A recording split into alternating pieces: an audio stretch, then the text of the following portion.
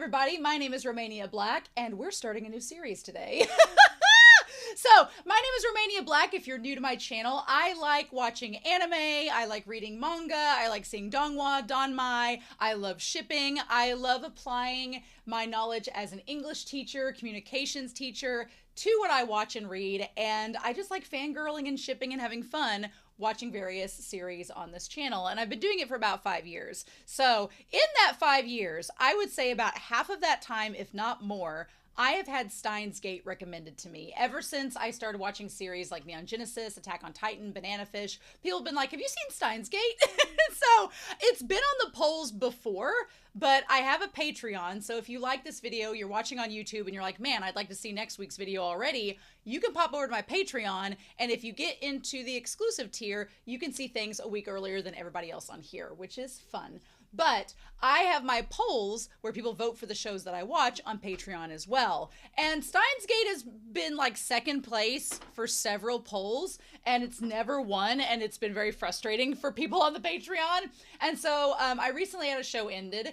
I had a poll, and SteinsGate won out by like 9 votes. It was a super close poll. But those of you that like the second place series, stick around for about 5 days, and you might be seeing it on this channel. But in any case, I'm really excited because I've wanted to see SteinsGate for a while. Here's the thing about my channel before we even start and get into this.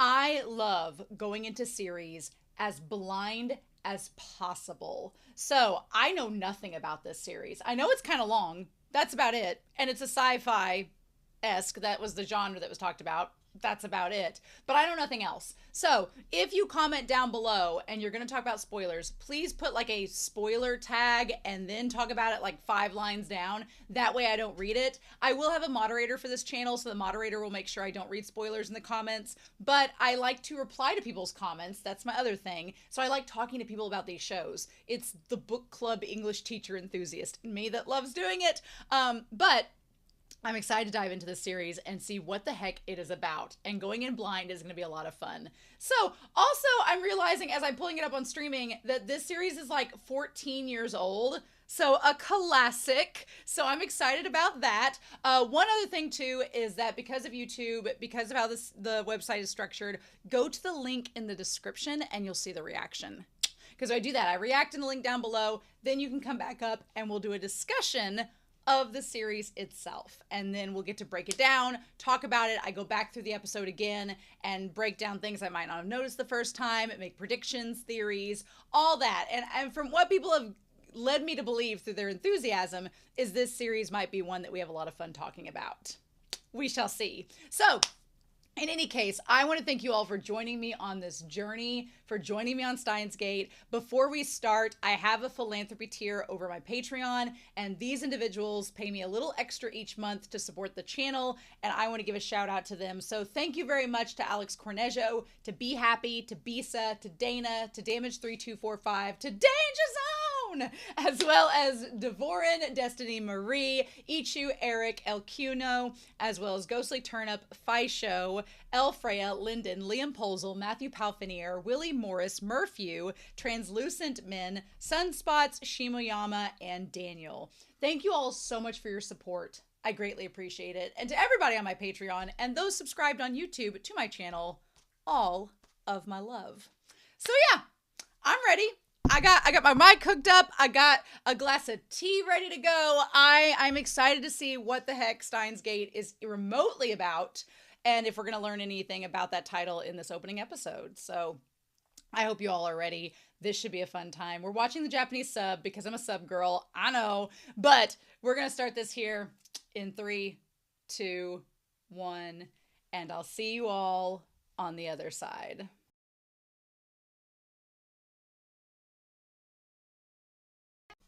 Oh!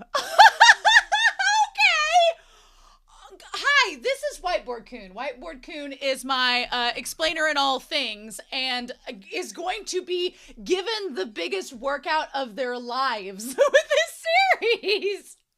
I had to go back through this episode before even talking to you all about going back through this episode because I was like, no. I already felt the migraine coming on. I was like, I need to map out things, to have some form of organization going into this, because I think this has been the most ominous, vague introduction to a series I've ever watched. Neon Genesis looks like child school Logic 101 compared to this. I don't know how to describe it. I feel like I could explain to you in perfect detail Neon Genesis Evangelion in comparison to this, and me be like, okay, time travel, apparently, the series. So here's the thing. Before I even jump into this, please in the comments, the only thing I don't want people in the comments to do is be like, well, actually, this is what it is, and this is the explanation, and this is how everything works out. Please don't tell me that. Obviously, I want to discover what happens in the series, and I know that some of the things that I put on Whiteboard-kun that I explained to you all could be wrong. That's okay. We'll learn as we go.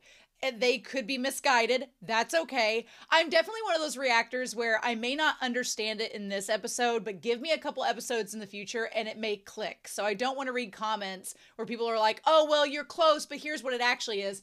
Don't take the fun out of this mystery. So just be aware of that if you're commenting. I won't read comments where people try to explain things to me. I'll figure it out when the series lets me figure it out. And I feel like this series intentionally wants you to come in with like no expectation or clue of what's going on. I think I kind of have a gist of what's happening, but we're going to talk about it. Ocarine, which is what I'm going to call him because Ocarine and Okarun from Dan to Dan are very close, but I'm going to call him Ocarine for now because it's cute and I like it and it's easy for me to say. But Kioma or Hoenn or the fake name that he has, Okabe Rentaro, which Rentaro makes me think too much of Bungo Stray Dogs, so I'm just going to call him Ocarine. Ocarine is not a reliable narrator. He possibly has, because of the time travel he's been doing, has had some memory combobulations. He's not reliable. His brain's been fried a little bit. And so I'm very curious about him. But look, I had been thinking about doing a poll on Patreon to see whether I was going to watch the dub or the sub of this series, because the only thing I knew going into this was that I've heard people say there's a really good dub. Now, what I think I'm going to do is kind of what I've done in a series in the past, is that I couldn't tell you which series it was off the top of my head, but I did this before and it worked out really well. I'm going to stick with the sub for the reactions because it's Miyano Mamoru. It's Miyano Mamoru. I can't say no to Miyano Mamoru. No. And the voice actress for my Yuri is Akane from Psycho-Pass, apparently. I was like, I want to make sure I'm 99.9% sure it's Miyano Mamoru. I looked up the voice actor. It is. And then I was like, who's my Yuri's voice actor? And it's the same voice actress as Akane from Psycho-Pass. And I was like, oh, no, we're sticking with the sub.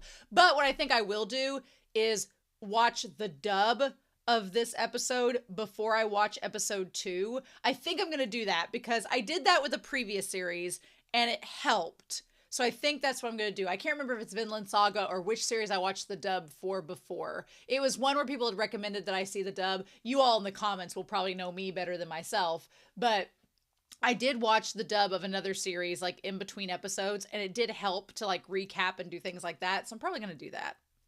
And maybe the dub will help make things sink in better and clarify before starting the next episode.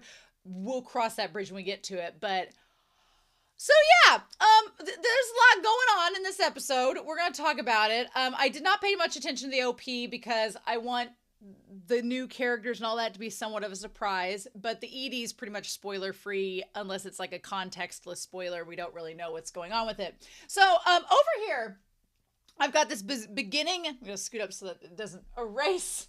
I'm going to move this back a wee bit so that Whiteboard-kun doesn't get the stuff erased. So up here on the board, the beginning monologue that Ocarine gives, which talks about the universe has a beginning but no end and is infinite, which makes sense. And also talks about like how quickly things can snowball. So once you start a ball rolling, it can instantly get out of your control.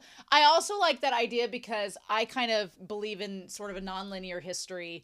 And that's this idea that everything we do, every action we take is not only influenced by countless other actions that we can't possibly comprehend, but that our actions that we take have ripple effects and ramifications that we possibly cannot, our human brain cannot fathom. And if we try to fathom it, it'll just burn out. So I like this idea of once you create an action, the ripple effects of it are kind of, it's like pi. It just, the number goes on and on infinitely. And I know pi technically has an end, but but anyway. So, but then I like in this thing where we have the universe that starts but does not end. But within that universe, humans are likened to stars.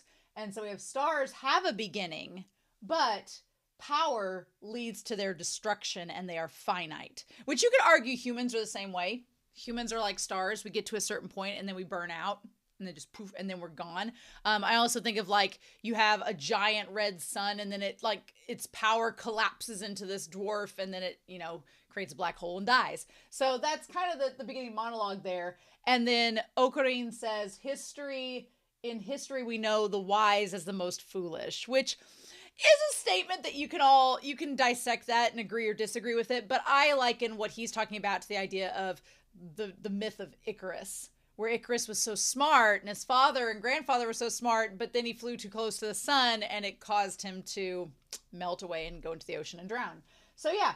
But then they're like, is this a final warning from God? I don't know how spiritual we're going to get up in this. So that's going to be a question we're going to find out later on. But immediately, Ocarine is so not reliable as a narrator. Kioma is his actual name, Kioma. And I may just fluctuate between calling him Ocarine and Kioma. They're not reliable. There are things that's wrong with their memory. They're memorizing things out of date. They're forgetting things. They're confused, which if they're using time travel, hell yeah, they're confused. So it just, I feel like we're going to need another couple episodes to figure out what's going on because there's time travel happening.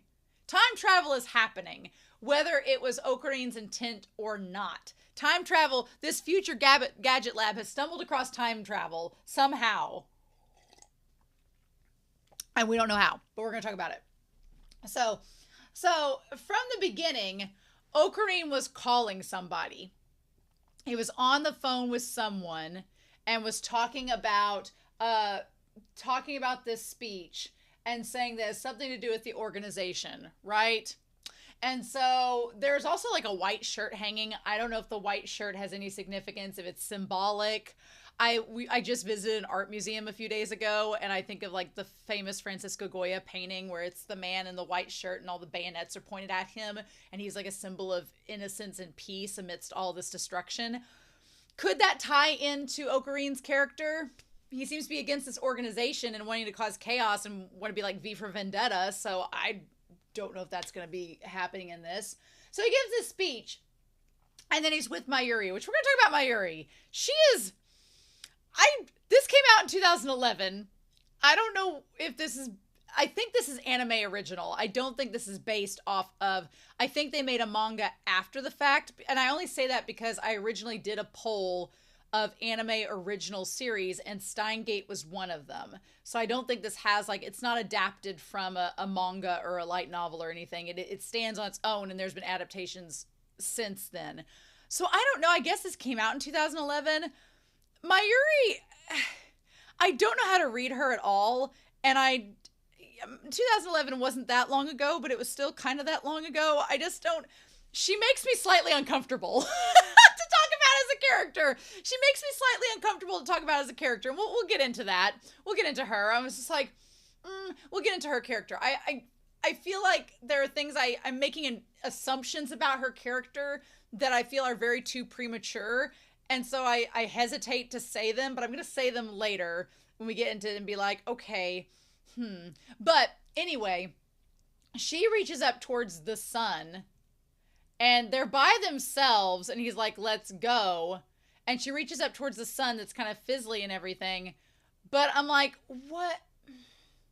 And they were on top of a building when he made that call. So I don't know if this is in the past, if this is in the present. The episode itself is called Prologue to the Beginning and End, which makes me think that this entire episode, I feel like it's going to be one of those that the very last episode of the series is going to come back to this episode. Everything that happens from here on in is going to eventually circle back around to this episode. And that's why it's the beginning and end. How we get to that point, I have no clue. But it just feels like it's all going to circle back around. So, yeah, we have this building. Now, as they're walking in front of it, he's like, I'm initiating my infiltration of the building. And he says, El Psi Congru.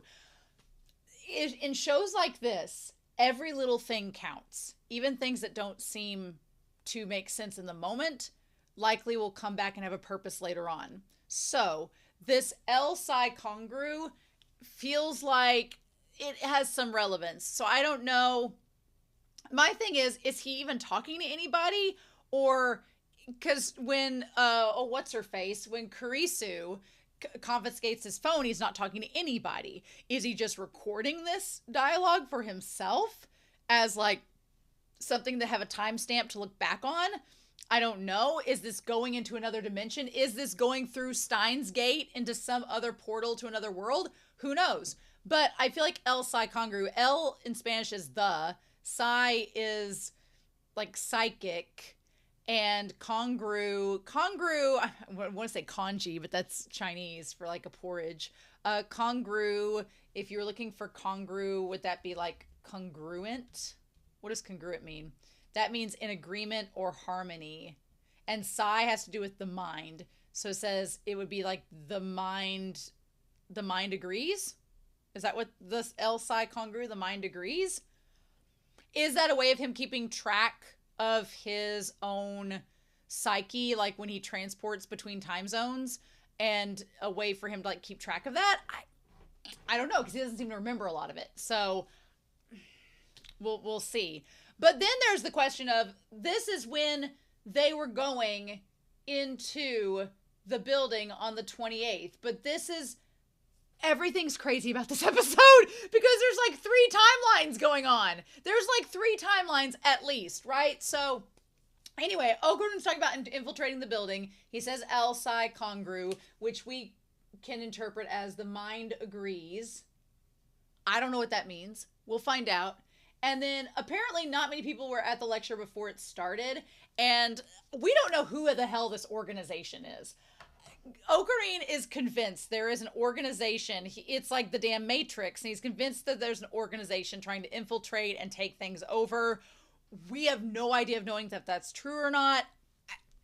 Who knows what the organization is? Mayuri just nods her head and goes along with it. So who knows? But before the lecture starts, it didn't look like there were that many people there.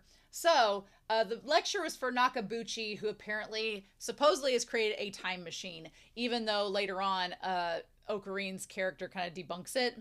So then he goes out, they hear a crash, okay? So they hear a crash, which we interpret is possibly the satellite, but in the one time frame, we've got like these 3 time frames going. So I'm gonna have to like come over here. So in the first timeline, Ocarine and Mayuri go to the lecture. There is a crash, but it's not the satellite crashing into the building. Instead, it's the satellite landing, and there's someone around it. And that someone around it, it looks like when he opens up the door to the top there, they come around. You see the satellite, the one that, yeah, it's landed, but it's not crashed into the building, right? And he's like, okay, what's that? And then there's somebody coming out of it. And the person that is making this gesture, like, to get out, but it looks like they might be facing the opposite way. I don't know what gesture they're making. And Ocarine doesn't seem to understand it either, but his phone messages and Mayuri calls him away. So, in this timeline, Mayuri, he leaves the roof and ends up on the 7th floor.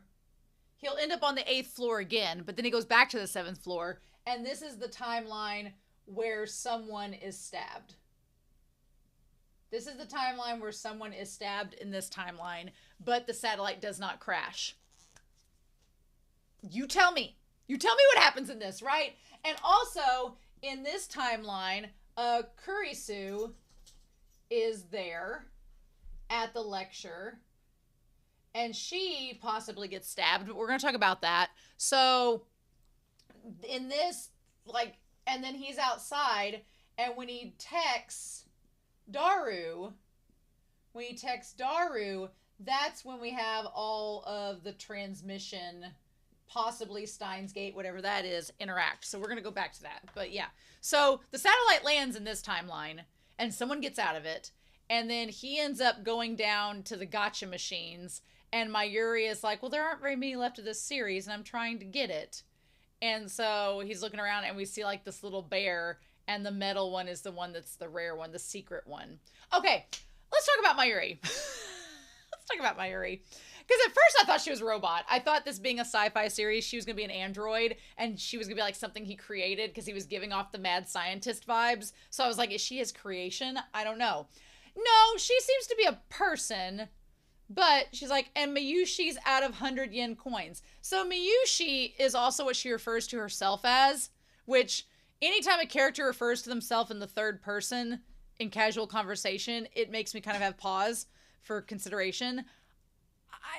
I don't want to say what I want to say because I'm like, I'm probably wrong, but she's kind of infantile in a way, and I don't want to say that as a bad thing, but her referring to herself in the third person, her being very simplistic and simple-minded, it seems. I mean, she can sew and do cosplay stuff and everything, and she seems okay. Daru doesn't seem to think anything less of her, which is great, but I'm like, is she neurodivergent? Does she have like she's kind of an enigma, because I'm like, I want to say, like, I don't want to say does she have like a neurodivergency to her, but they kind of make her seem kind of infantile, and I don't know what to do with that. And I'm like, because she seems like a kid, but he's known her since they were children, so she's clearly at least in her 20s. So I'm like, I'm done. Or is she just kind of just different? Strange and misunderstood. I don't know what to make of her. She's just kind of doll-like in a way too. And I don't know, because then he's like, even if I've known you since we were kids, I'm not lending you the money, which means they've known each other for a while, because he looks like he's in his early 20s, right? At least. And then, because he's like, I'll teach you how hard life can be, which anytime someone tells you, I'll teach you, like they're giving you a lesson, I'm like, that leads you to believe that he seems older than her, but if they've known each other since they were kids, they're not that much age difference, so I don't know what to make of her. I don't know what to make of her. I just don't know. And maybe we'll find out as the series goes. I'm like, surely she's not just this really dumb, innocent little, like, simple-minded girl that's following this mad scientist. She said he was holding her hostage. So I'm like, I don't know what to do with her character. She is an enigma, and I'm like, you are a walking source of uncomfortableness in a way. I mean, I like Mayuri. She just kind of makes me a little uncomfortable to talk about. I'm like, I feel like I need to know more about her before I kind of get what her purpose is in the story and what she does. But she makes me nervous. She makes me nervous. Yeah, so anyway, and then she's like, oh, it's a metal Oopa. Yes, it's very rare. And he's like, well, my lesson to you about the game of life and how the gambles don't always pay off failed because she has amazing luck. So he's like, well, now we're going to go to the 8th floor. So they go up to the lecture, right? We don't know where Mayuri is. He just leaves Mayuri to go play with her toy, which again, makes me uncomfortable to talk about. But anyway, so he's going through the theory. And one thing that was making me go crazy in this episode was that damn phone vibrating. I was like, put that phone on silent. I get why you like put a ringer on. I don't know. The vibrating is almost more annoying than the ringtone would be, and I kind of want to hear what his ringtone would be. So he gets a text message from Mayuri that says my Oopa on the 28th, but it says like 12, and it looks like there's a 5. You can barely see it, but it looks like a 5 that's outlined. So it's like an hour into this lecture. So she drops the Oopa, but if it's 12:50 something, and in the other timeline, the satellite would have already crashed into the building. So that's why in this timeline, the satellite does not crash. So in this timeline, she's like, I'm going to go look for it. And so while she goes and looks for it, he gets on to the guy saying that this man has basically stolen all his materials from John Titor. And then everybody else is like, oh yeah, back in 2000, I remember him talking about that. And then as this guy's getting riled up, this girl comes in, this pale girl with red hair, blood-colored hair, grabs him and leads him out of the room. Now, they don't know each other. They've established they don't know each other. So the girl, Makise Kurisu, she apparently has a paper that's been published in a science magazine, and that's why he knows who she is. She does not know who he is. But she says, you were going to tell me something 15 minutes ago. What was it? So, in this other timeline, it's this one, but Ocarine has talked to Kurisu before the stabbing and was interrupted. Okay. So, I don't know if he's going to go back in time and try to go back to this moment before the satellite crash, if there's an alternate timeline, and if he was trying to talk to her before. I don't know if her getting stabbed, if the whole point of this series is to prevent that from happening, and we somehow loop back to this, and we go back to this in the season finale. I don't know, because this feels like the season finale is going to be the end of it, whatever. But I'm like, I don't know. So there's another timeline where he's talked to her prior than this encounter, and they met before then, which I think is actually going to happen in the future. He's going to go back and try to talk to her again to figure out what's going on. But we don't know that. We'll find that out. But he remembers her, and she's like, you were going to tell me something. You had a paper in Science Magazine. And then she says, are you a university scientist? Which, as we will find out later with where they are going, it will make sense why she thought he was a university scientist. When I first watched this, I didn't get it. When I went back and looked at the episode again, I was like, oh, so we're going to go back to this. But there's a reason why she says, are you a university scientist? He claims she's from the agency, from the organization, and she's like, I don't know what you're talking about. Again, we have no clue what this organization even is. So she's like, I just wanted to ask you why you were talking to me. Now, when he says, he talks on the phone, she's like, you've turned this phone off. Now, again, why was the phone turned off when he just had it on to text Mayuri? Is he telling the truth that the phone turns itself off when someone else grabs it? We don't know. We can't trust anything Ocarine says because he's an unreliable narrator. His whole thing is they have this future gadget lab and they have like a little bubble gun that changes the TV channel, and then you can plug your phone to run a microwave. So could it be that he's managed to make his phone to where it turns itself off when someone else holds it? I kind of believe it, but why? When did he turn his phone off otherwise before he was talking to Mayuri? He's like, it's for special missions, and if anyone but me touches it, it turns off. And she's like, well, I'll make this brief. What were you going to tell me? You were trying to tell me something really important. But he doesn't pay any attention to her because he doesn't understand what's going on. He doesn't know who she is. And he's concerned about this organization. So he just kind of blows her off, right? But yeah, so anyway, that is when he gets away from her and gets into the stairwell and is like, what was she talking about? And when he gets his phone, again, the phone was supposedly off. But when he grabs it out of his pocket, it suddenly turned back on and it's just static, which I didn't even know a flip phone could do that.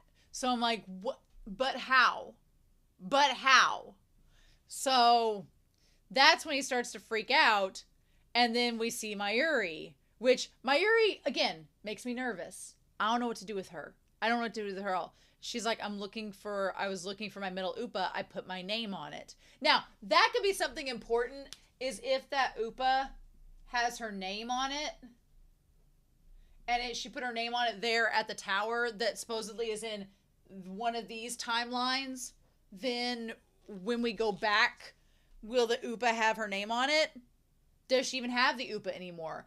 Is her losing the Upa because the timelines have changed and now she doesn't have it? We don't know. We don't know. So Then she talks about being worth 10,000 yen, and he's like, we could use that to get parts for the next gadget that he's working on, which we'll learn more about that. And she's like, no, I don't want us to sell it for 10,000 yen. And then we hear a scream, but it's a man's scream.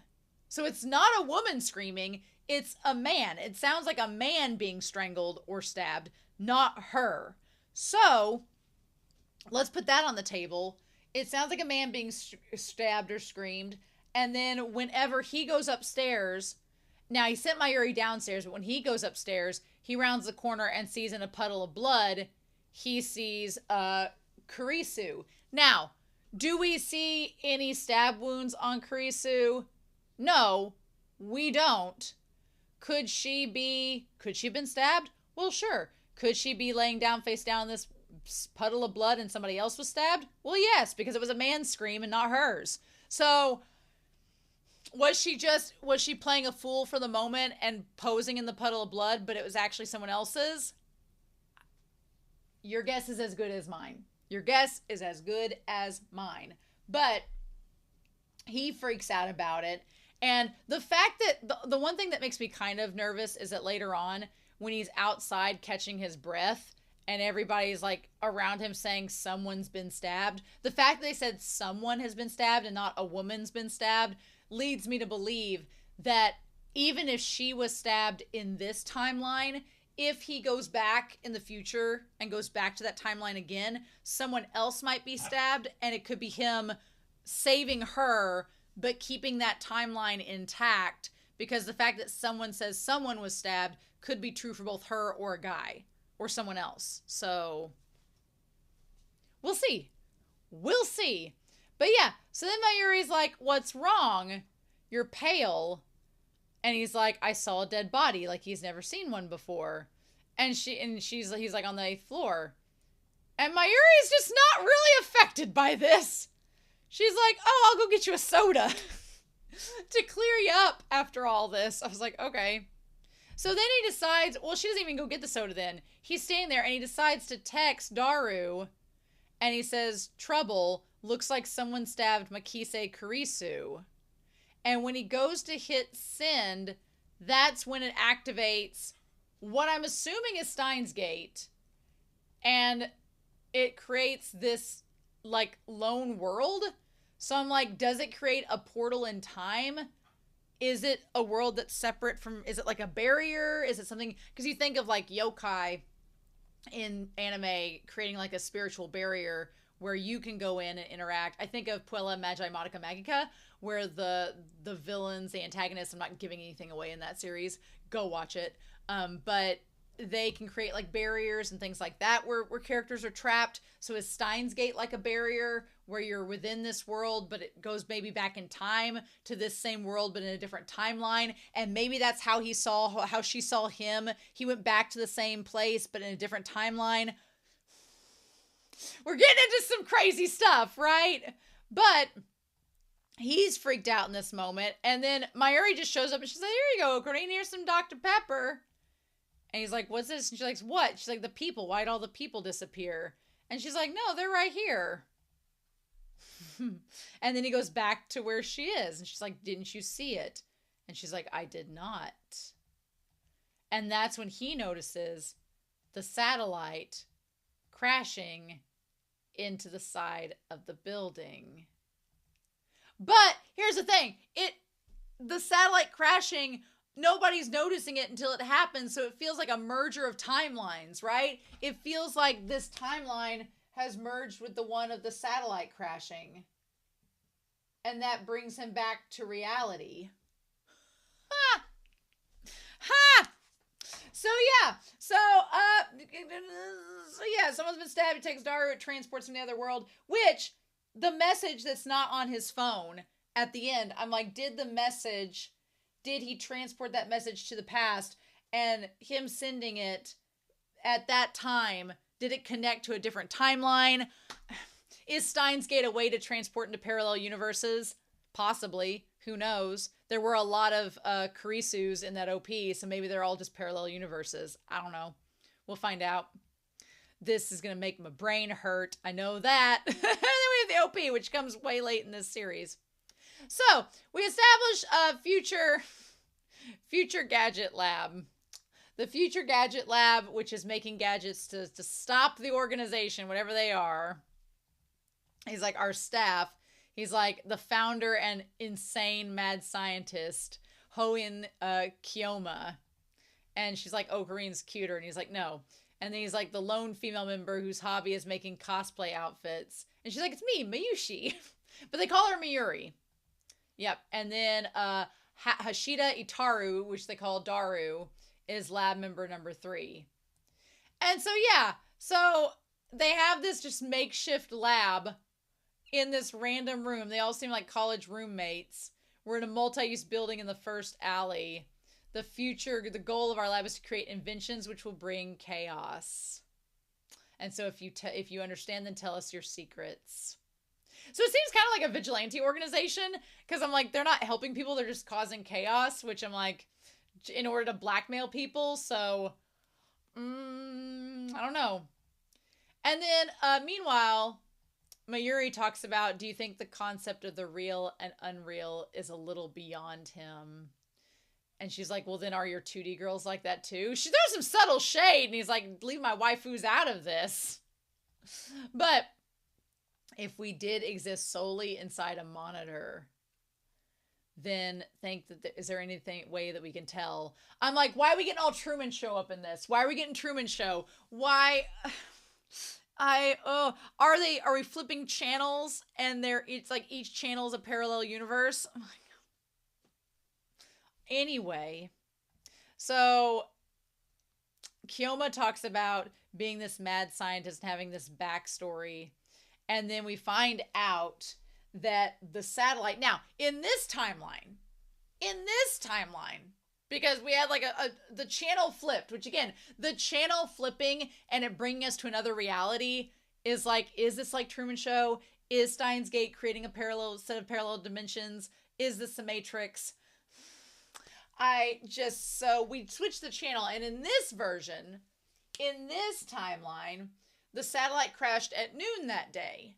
And that morning, this is where the two timelines kind of are separate, because in one timeline, Ocarine went to the conference that morning, and then all of the things happened here that happened at the start of this episode. But the timeline they're in now that Daru talks about is like, no, the morning conference was canceled. You all didn't go over there. You were mad about it. And so you were mad, so you two went to go see it. Which is like, what? Because Okarun, Mayuri says that he saw, okay, so when they get there to look at the satellite, Mayuri's like, well, you saw it on TV and said the organization's made its move. Whatever that means. So the memories that Ocarine has are getting mixed up. There's 2 different sets of memories. And he's like, is this the organization's memory control? I don't think it's the organization's memory control. I think that this Ocarine has been in 2 different timelines. I think he's been in the timeline where the satellite did not crash and things went down in the building. And I think he's been in the timeline where it has crashed. And he was also in this weird in between those 2 timelines. So you tell me, show. I'm waiting to hear what this show gives us with that. And then he says, this is the choice of SteinsGate. And Daru's like, I don't get what this whole SteinsGate thing is. So the question is SteinsGate a way to choose which reality you want, whether you want timeline A or timeline B? We don't know. So Ocarine is questioning the satellite falling, and we established that it fell on noon that day, and today is the 28th, which is around the time, which is where he was at the beginning of this episode. And so then from there, there's this whole sequence of events with Braun that I did not write on Whiteboard-kun. So the whole thing with Mr. Braun with the teacup set. He's the landlord, has the extra technology like televisions. And so Ocarine tries to get him to fix the TV, And he's like, that's going to cost 1,000 yen. And he's like, well, actually, with all the spare parts, it's going to cost about 2,000 yen. And then from there, Ocarine believes that the organization has gotten to him, whatever that means. I don't think that's the case. I think he's just charging him more because he can. I'm wondering what this whole thing with Mayuri watching the pigs on TV is. Because she looks over at this one TV and it says boo boo and these pigs dancing on the screen, which I don't know if there's some kind of symbolism to the pigs. I don't know if there's a symbolism there, but she calls herself Ocarine's hostage. Okay. We'll see what that means. I don't know what the hostage situation means, but we'll see. So then they go to the park. And he's like, the organization's finally gotten to that stupid Baldy. And I'm like, I don't think that's the case, but I don't know. I'm encountering sabotage. So then when she says, okay, look, when she says you really like Dr. Pepper, Ocarine, and he says that it's an intellectual drink for the chosen ones. Look, you all will not have found that as funny as I have probably, but on my Discord channel, which if you're a patron, you can get access to our Discord. In the main lounge, there are two specific patrons. One loves Dr. Pepper, like lives and breathes Dr. Pepper. The intellectual drink for the chosen ones line would encapsulate in their entire opinions about Dr. Pepper. And then there's another person on the channel who calls it barbecue water and says it's the nastiest thing in existence. And honestly, I'm team Dr. Pepper. Dr. Pepper's like the one soda I'll drink. Like other than cherry Coke, any kind of Dr. Pepper I'll pretty much drink. So it is an intellectual drink for the chosen ones. I am fully on board with this. I may have to drink Dr. Pepper with every reaction to this series because it is in fact an intellectual drink. I may have to get down with this. So I'm not sponsored by Dr. Pepper, but I would be for this series. We may have to do an unofficial sponsoring of it, right? But anyway, so when the thing is, there's little things that happen in this episode that the spatial awareness freaks me out because you'll see somebody standing there and then in the next second they're not standing there. And so your concept of time is completely distorted because when she hands him the Dr. Pepper in the park, he looks over at her and she's looking up into the sky, right? In the next second, he sees her face and he sees her standing in front of a grave with a little hat on and an umbrella like she's a kid. So somebody that they know has died, maybe her parents, maybe someone related to them, and he's taken her in, perhaps. But then as he's thinking about it and he's looking over, she's no longer in front of him. Now she's over by a tree looking up at it in the same way as the grave. And your spatial awareness is just kind of distorted. Like, are we experiencing different timelines? Has this already happened? Is this different? Anyway. So then from there, he's talking about Mr. Braun. They've begun using Mr. Braun to sabotage us. We're putting a plan into action. And so he's like, the plan is the plan. The introduction of future gadget number 8. And it's like the phone microwave, which 8's my lucky number. Love it. I love the idea of name subject to change. And so then they talk a little bit about how they met. So Daru and Ocarine have known each other for about 3.5 years. We find out later that they seem to be university students or they've been working at a university, but they talk about attending lectures. So I feel like they're university students. So they're probably early 20s. And they've known each other since they started school together, which makes this whole lab thing make a lot more sense that they're just dorm mates. And Mayuri is maybe like his ward that lives with him, right? Maybe. We shall see. So anyway, the details don't matter. It's all been leading to this point. And so I do like the idea of controlling a microwave with a cell phone, which is great. And so anyway, they have the phone. And it says, this is RENG, the microwave phone. And he plugs it in, and like, hit the pound key and the number of seconds you want to cook time. And then it turns, like, it's going in the opposite direction. When you think of what's happening at a quantum level, you apply Hund's rules. He's like, I'm sure it isn't. And then when it gets done, the banana is super slimy. So I don't know. I don't know if this is their prototype time machine, and maybe SteinsGate has elevated this, and it's on the phone, because when he clicked the text message, that's what triggered, like, the time travel, possibly. Also, I realized that Daru was trying to get the gel bana. Daru was trying to get Mayuri to say that it's soft and squishy and it has no taste. And he's like, Mayushi. And she says, say your banana is soft and squishy, which is basically her talking about their penis being soft and squishy. And it's like don't make her say things that are not appropriate. So it hasn't been 10 minutes since they left the lab, but they're going to Feiristan, which is where this lecture is happening at. So it's a university lecture. That's why they see Kurisu there, because she's going to this lecture at this university. And it also explains why she thinks that Ocarine is a university student, because she's seen him before. And she's like, are you a scientist at the university? That all makes sense now, right? And so we see the satellite has crashed into the building. If they didn't take attendance, I'd never go. So they're getting into the elevator, and whenever Ocarine says, so the satellite fell, and he's like, that again? We just talked about that. Brain is fried, y'all. Brain is fried. Dr. Pepper's the only thing keeping him together. And he's like, I'm reading reports, and it says work temporarily canceled. And he's like, give me your cell phone. So he's like, I sent you a message about her being stabbed. And he's like, you sent it last week. So yeah, so the message was sent at 12:56 on July 23rd, which was a week before today. But they supposedly went in the future and saw that. So yeah, it was 3 messages.